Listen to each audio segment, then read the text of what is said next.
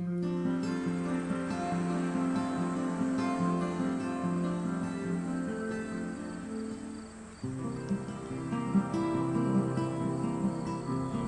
high school, the only class I really loved was shop class. My dad was a farmer, but farmers have to be able to do just about everything. And so I've kind of grown up being really self-sufficient and learning how to save things and preserve things. I would call myself a preservationist, but I've got a degree in education and actually was a shop teacher for a while. The size you want is 1/8 of an inch smaller. And the biggest thing is to listen for the sound that it makes. It's kind of transferring that love of having people learn things and working with your hands and doing preservation work.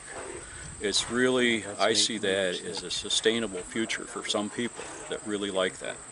And even if they never go on and do this as a profession, they will have done it in the past. Why don't you give it another try? And they will gain a little confidence that they can learn the basics of something and then through practice become skilled. Over several generations we've lost the skills. The tools now are still around, but they're in antique shops or hanging on people's walls. They don't know how to use the tools. We're trained as a society not to value that work. So now we should start adding water.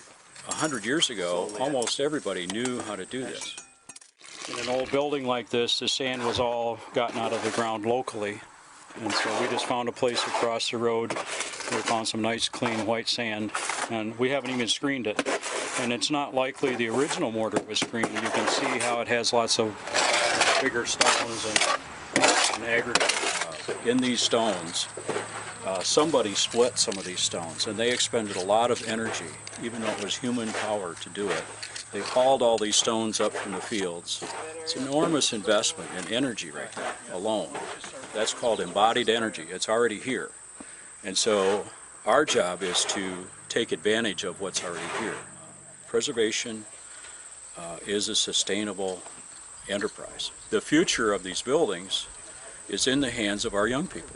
We can save them for this generation, but we have to train up the next generation to value these old buildings and learn the skills and trades that are necessary to maintain them and repair them. There's more buildings out there that need maintenance and preservation than we can ever do. Relearning these skills is something that's been a struggle for a lot of different people in the preservation trades arena. You just keep putting this work in front of people, putting the tools in front of them, and they self-select, really. They'll decide if they like it or if they don't like it. We want to keep the ones that are interested and are happy doing this. I think the people in Northwest Michigan generally get that. And so it's a fertile ground for historic preservation. When it's time to go,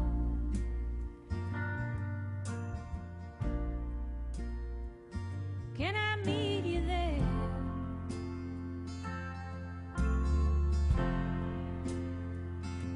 This world